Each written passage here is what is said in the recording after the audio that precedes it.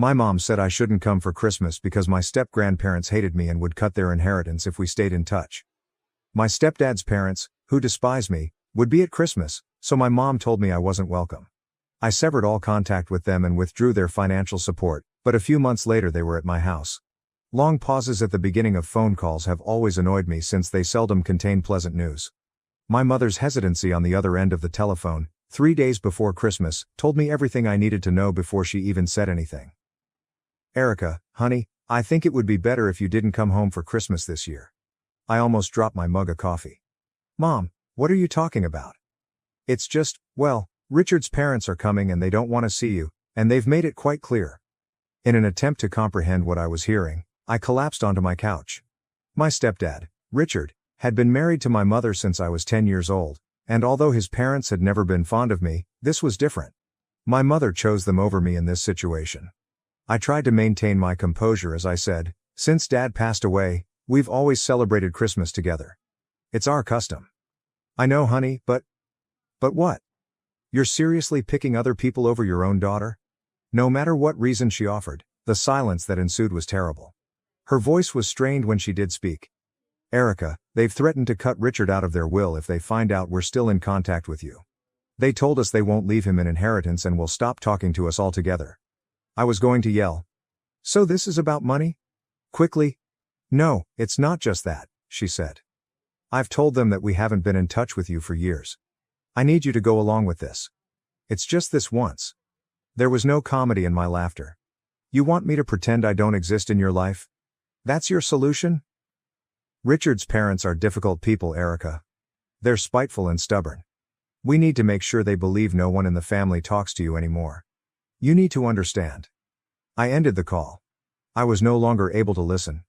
You would have to go back more than 20 years to comprehend why Richard's parents detested me so much. When I was 4 years old, my real dad passed away in a vehicle accident. Before she met Richard, a widower with a daughter named Hannah who is 9 years old, it was just mom and me against the world for 6 years. Richard and Hannah moved into our home after they were married. At first, everything was okay. I got along well enough with Hannah. At times, we quarreled like sisters, hurling pillows at one another and squabbling over who got the remote control, all typical child behavior. However, Richard's parents detested me from the beginning.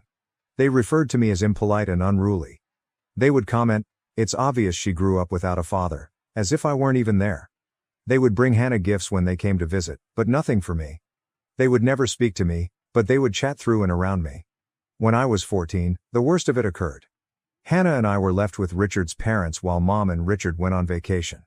Normally, Mom's sister, Aunt Sarah, would host us, but she was occupied at the moment. Despite their reluctance, Richard's parents decided to have us, especially me. Hannah and I argued over the laptop after spending a week together locked up. Tensions were high and we were both really bored. I gave her a gentle shove during the fight, but she lost her equilibrium, fell awkwardly, and fractured her arm. Hannah let out a scream that had my blood run down my spine. Her grandparents rushed over. Her grandma called Richard in a fit of hysteria while her grandfather took her to the hospital. She screamed into the phone, "You have to come home now." Erica beat Hannah badly and broke her arm. She needs to be in a psychiatric clinic, she's completely out of control. Everything changed after that call. They stole my phone, locked me in a bedroom, and only unlocked the door to let food in. They referred to me as a rabid animal, and threatened to put me in juvenile jail. 3 days after taking a short trip, Mom and Richard returned home. In a fit of rage, Richard claimed he couldn't trust himself around me. I was sent to spend 2 months with Aunt Sarah. Richard hardly talked to me when I got home. Ironically, the incident strengthened our bond, and Hannah and I swiftly reconciled. I never had anger management difficulties, so my parents had me go to therapy. After that, the atmosphere at home was oppressive. It was like fleeing prison when I turned 18 and moved to a different place for college. I only communicated with Mom and Hannah when I was in college. I worked really hard to succeed while studying management and administration. My buddy Olivia and I were able to secure internships at her father's restaurant company during our junior year. Everyone was taken aback by the development plan I created. Profits increased in a matter of months when it did work. Olivia's father gave me a job opportunity when I graduated. Olivia wanted me to be her executive director when he turned over the restaurant management business to her. I would effectively be her right-hand lady, in charge of modernization and business development. I changed that chain of restaurants with Olivia. We built a mobile app, established food delivery services, and set up areas where patrons could use laptops to place food orders. In order to demonstrate how hygienic and effective the kitchens were, we set up live stream cameras in each restaurant, created designated areas for selfies, and began culinary lessons. Young folks began to pour in. We drew in a ton of new clients while retaining the old ones. When business took off, I was suddenly paid more than I could have ever imagined. I had savings for the first time in my life. At that point, Mom called to discuss Richard's work-related issues. She said that he had been fired. We're struggling to make the mortgage payments. Richard then picked up the phone. Erica, I'm sorry for everything. You're our only hope right now. I thus consented to assist. I sent them money each month to cover their mortgage. I continued to pay even after Richard eventually secured part-time employment. I didn't find it difficult, and they had become accustomed to the assistance. I believed I was purchasing a stronger bond with them. I was mistaken. I spent what seemed like hours sitting on my couch, staring at my phone after that terrible chat with Mom. My mind was jumbled. I needed someone who would listen to me. I rang Hannah's phone. Hey sis, what's up? Hannah's upbeat tone was a stark contrast to my own emotions. Mom just called, I answered, a little trembling in my voice. She told me not to come home for Christmas because your grandparents will be there. Your grandparents threatened to cut Richard out of their will if they found out they still talk to me. Apparently, she's been telling them for years that they don't have any contact with me. Hannah seldom ever used profanity. That, she said. What the hell is wrong with them? She wants me to play along, I said. Pretend I'm not part of the family anymore, so your grandparents will leave the money someday. Hannah answered, well, the hell with it, with firmness. If you're not welcome there, then I'm not coming either. If they're choosing money over you, then they can do Christmas without both of us. My eyes filled with tears. Hannah was the one member of my family who always had my back, even after everything we had been through. I felt a little better once I hung up with Hannah. I gave some friends I knew had no family Christmas plans a call. By the end of the evening, Hannah and 5 of my friends and I had planned an unplanned orphan Christmas at my flat. Hannah showed in the day before Christmas with a bag full of decorations and a little suitcase. She exclaimed, I raided the dollar store, when she threw tinsel and glittery decorations on my coffee table. Your place needs some Christmas spirit. We drank wine, caught up, and decorated my apartment that evening. Neither of us brought up Richard, Mom, or the inheritance issue. For a few hours, nothing had changed. The formal, stressful events we had experienced as children at home were not at all like Christmas Day. Around noon, my pals showed up with food, beverages, or games. We probably drank more than we should have, ate too much, and laughed too loudly. It was authentic, yet it wasn't conventional. Even Hannah acknowledged at the conclusion of the evening that it was the finest Christmas she had experienced in a long time. Naturally, though, reality has a way of getting in the way. Before going to bed, I was browsing Instagram when I came upon a post from Mom. In their living room, she was grinning beside Richard's parents, who were all dressed in similar Christmas sweaters. It said, so blessed to spend this special day with family. Family. The word made my stomach turn like a dagger. I was no longer family. It was inconvenient to conceal the truth about me. That night, I was unable to sleep. Every monthly mortgage payment I'd been making and the Instagram post kept playing back in my head. I believed I was mending old wounds and constructing bridges each time I sent that money. I now saw that I had only been purchasing the false sense of family. The following morning, I decided. I canceled the automatic transfer to my parents' mortgage account by using my banking app. I was tired of being exploited, even if it was small. It was 2 weeks later. Thankful for the post-holiday influx of new restaurant patrons who had made New Year's resolves to try new places, I poured myself into my work. I welcomed the diversion as Olivia and I worked on plans to open a new site. Then Mom called.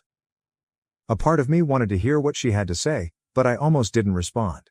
She said, Erica, there's a problem with the mortgage payment, without even extending a greeting. Did you forget to send it? I didn't forget, I answered, maintaining a steady tone. I canceled it. Silence fell for a beat. What do you mean you canceled it? I mean I'm not paying your mortgage anymore. She said in a panic. But we're counting on that money. The payment is due today. You should have thought about that before you betrayed me for your in-laws' money, I replied. You chose them over me. Now you can ask them to pay your mortgage. This is about Christmas, Erica. You're being childish. We explained why. You explained that money is more important to you than I am. I am message received. Then her voice shifted from one of terror to one of accusation. I know what you did. You convinced Hannah not to come for Christmas. You turned her against us. What I didn't do, you know? What I had to tell Richard's parents? That she was seriously ill? I had to lie and make up a whole story because of you. What I was hearing was unbelievable. You've gone mad because of this inheritance thing. Normal people don't invent illnesses for their children, Mom. They don't disown them for money. You have no idea what you're talking about, she said. After everything we've done for you. What exactly have you done for me lately, Mom, besides kick me out of Christmas and lie about my existence? She ended the call. The months that followed were calm. I didn't get in touch, and Mom didn't call again. Hannah stayed in contact and went to visit whenever she could. She had turned into the only family member who had not betrayed me and my only true link to my former existence. I threw myself into new initiatives and concentrated on my work. Olivia and I opened a new restaurant across town as part of our restaurant brand expansion. It was a good business. Life was steady. However, when I thought about my family, I still felt empty. Then Hannah called one evening in late April. Hey, I'm going to come visit you tomorrow. Is that okay? Her voice seemed strange, but I didn't press the issue. When Hannah felt like it, she had always been straightforward. My doorbell rang shortly after noon the following day. When I opened it, Mom and Richard were standing there in addition to Hannah. I took a step back and nearly slammed the door, asking myself, what the hell? Hannah raised her hands. Hear them out, Erica, please. It was clear from their faces, Hannah's begging, Richard's uneasiness, and Mom's anxiety, that this would not be a quick chat. I suppose they were strangers by now because they filed into my living room like strangers. Mom held her handbag close to her chest. Awkwardly, Richard stood beside the window. Hannah cleared her throat. So, I think Mom and Dad have something they want to say. Mom inhaled deeply. Erica, we came to apologize. What I did at Christmas was wrong. She appeared to think that was sufficient, but I waited for more. That's it? I inquired at last. We're missing you, Richard continued. The house isn't the same without you. I didn't care that my voice was rising. The house I wasn't welcome in at Christmas? The house where you pretend I don't exist whenever your parents visit? You're going to have to do better than we miss you. Hannah put her hand on my arm. Let him finish, Erica. Mom gave a clumsy smile. You're right to be angry. We betrayed you. I betrayed you. I put money ahead of my own daughter, and I've been sick about it ever since.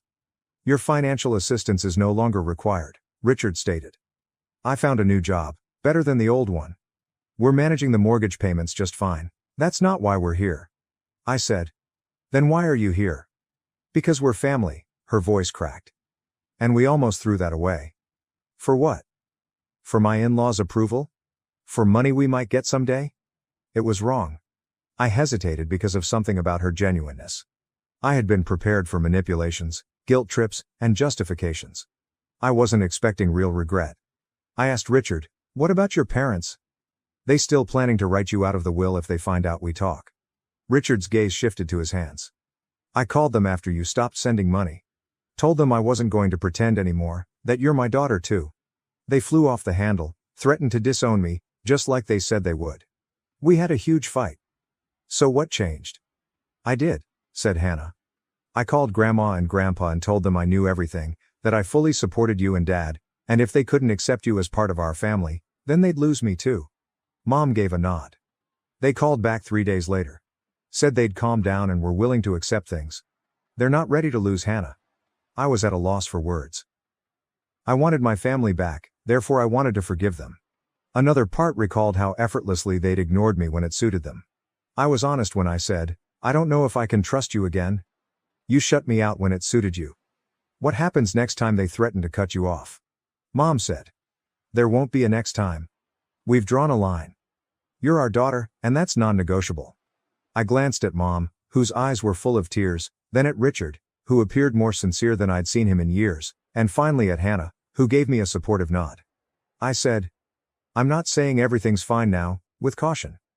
It's going to take time, but I'm willing to try. Mom sobbed and came running to give me a hug. I didn't want to fully surrender, so I stayed rigid in her arms. When Mom eventually let me go, Richard remarked, We've been looking into family therapy, all 4 of us, to work through the old stuff, not just this recent mess. Therapy? My astonishment was evident. When I was a teenager, Richard had always laughed at my forced anger management classes. Hannah said, it was Dad's idea, with a proud expression on her face. He says we all have baggage we need to unpack. Richard said. I should have defended you years ago. After the accident with Hannah's arm, I knew it wasn't your fault, but I let my parents dictate how I treated you. That wasn't right. I reflected on the years I had spent trying to gain his approval, the therapy sessions in which counselors attempted to fix me when I wasn't damaged, and the fact that I had continued to provide for them financially in the hopes that they would still love me. Hours of agonizing but important discourse lasted that evening. We discussed the Christmas betrayal that had been the final straw, the past scars I believed had healed but obviously hadn't, and what it would take to regain trust. We had a plan by the time they departed, which included regular dinners for the four of us, no in-laws allowed, weekly family therapy sessions beginning the following month, and explicit rules about what was and wasn't appropriate moving forward. It was a start, but it wasn't forgiveness yet. Hannah remained after they left. With the familiarity of a sister who knew she was welcome, she fell into my couch. You okay? She inquired. I don't know, was my honest response. Part of me wants to believe them. Another part is waiting for the other shoe to drop. She pulled at a loose thread on my throw cushion and said, I understand that. For what it's worth, I think they mean it this time. You should have seen Mom after Christmas. She was a mess, kept saying she'd made a horrible mistake. Did they ask you to arrange this? Hannah gave a headshake. It was my idea. I was tired of being the go-between, of hearing them talk about how much they missed you while knowing they'd hurt you so badly. I reclined, suddenly worn out. I'm not sure family therapy is going to fix everything. Probably not, added Hannah. But it's a step. And I'll be there too, making sure they don't backslide. Regardless of blood, I grinned at my sister, my true sister. When did you get so wise? Learned from the best, she replied, putting her hand on my shoulder. You never gave up on me, even when we were kids and I was a total brat. Now it's my turn to not give up on this family. After Hannah departed that evening, I sat by myself in my apartment contemplating forgiveness, second chances, and family, both the one you choose and the one you are born into. I wasn't sure if I was prepared to give my parents back complete control. Once lost, trust is difficult to rebuild. But perhaps, just perhaps, we could use the fragments of what had been destroyed to create something new. As you can anticipate, the first family therapy session was quite uncomfortable. We were asked to gather in a circle and discuss our expectations with Dr. Levine, a kind-eyed, no-nonsense woman in her 50s. Mom wiped at her eyes and whispered, I just want my family back. I want to understand why I was so easily disposable, I replied. Richard stirred uneasily. I want to be a better father to both my daughters. Always the mediator, Hannah declared. I want us to be honest with each other. No more secrets or lies. Dr. Levine gave a nod. Those are all valid desires. This won't be easy, but acknowledging what you want is a good start. We had frequent meetings throughout the ensuing weeks. We continued to show up even though the sessions occasionally turned into arguments or tears. We slowly and carefully worked through years of miscommunications, grudges, and anxieties. We discussed how Richard's parents had used their inheritance as a weapon to dominate the family, why I had felt obligated to provide for them despite everything that had transpired, and the Christmas treachery that had finally crushed me. We began repairing our relationship in little steps outside of treatment. Mom used to call just to talk. Richard believed I might find the restaurant management articles he provided me interesting. Hannah and I continued to have a closer sisterly closeness than before. After 2 months of treatment, Richard's disclosure about his own upbringing was a turning point. My parents always used money to control me, he recalled as a schoolboy. If I didn't behave exactly as they wanted, they'd threaten to cut me off. When I wanted to marry my first wife, they threatened to disinherit me because they didn't approve of her. I stood my ground then, but after she died, I guess I didn't have the fight left in me, so when they started treating Erica the same way. He looked at me with sincere regret as he confessed. I fell back into old patterns. At Dr. Levine's prompting. I'm so sorry, Erica. I failed you. That day, something changed within me. For the first time, I saw Richard as someone who had been controlled his entire life, just like I had been, rather than as the stepfather who had deceived me. Better was due to both of us. By the 3rd month of therapy, I informed him, we were prepared to put our new family dynamics to the test in the real world. Mom asked me to join them for dinner in the house where I grew up. It had been before Christmas when I last visited. Anxiety made my stomach turn as I pulled into the driveway. What if Richard's parents appeared out of the blue? What if this whole thing was a sophisticated ruse? However, the scent of my favorite dish, Mom's lasagna, greeted me as soon as I entered, and the dining room was adorned with pictures. Pictures of Hannah and I together, pictures of me graduating from college, and pictures of the four of us in better times. Mom said, "We put these back up," as she followed my eyes. "They belong here, you belong here." It seemed like progress, even if there were still awkward pauses and moments when old tensions threatened to reappear during dinner. Richard pulled me aside after supper. After saying, "I need to show you something," he ushered me into his office. He had a legal paper on his desk. I said, "What's this?" "I've been working with a lawyer to ensure that whatever happens with my parents' inheritance won't affect what I leave to you and Hannah. You'll both be treated equally in my will, no matter what." I was dumbfounded when I looked at him. "It's not about the money," he rapidly explained.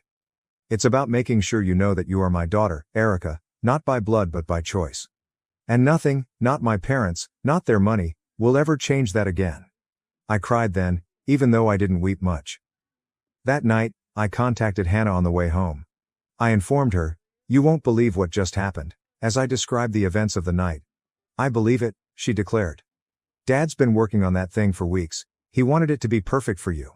I asked out loud, "When did everything change so much?" After Hannah said, "When you stood up for yourself. You showed them they couldn't have it both ways. They couldn't treat you like garbage and still expect your financial support. It made them realize what they were losing." She was correct. I had forced them to make a decision by emotionally and financially cutting them off. Surprisingly, they had picked me. Dr. Levine requested us to discuss our progress at the following treatment session. "I've learned that I can't control how others treat me, but I can control how I respond," I replied. "I don't have to keep paying, literally or figuratively, for people to love me. I've learned that I married a strong woman," Richard stated, addressing his mother, "who raised an even stronger daughter, and that standing up to my parents was long overdue. I've learned that family isn't just about blood or obligation," Mom said. "It's a choice we make every day." Hannah grinned. "I've learned that my sister is a badass who doesn't take crap from anyone anymore." That made us all laugh. We all gathered to dinner at a brand new restaurant that my employer had opened 6 months after Christmas that nearly killed our family. I came to the crucial realization that we were no longer the same family as previously as we sat around the table laughing and telling stories. The foundation of the family had been fear, duty, and unspoken grudges. It wasn't flawless. We still experienced horrible days. Even though Richard's parents had been relatively silent since our reunion, they were still a complex part of our lives. Sometimes old hurts come back. However, we were determined to resolve it together, and that was what made all the difference, I was starting to think.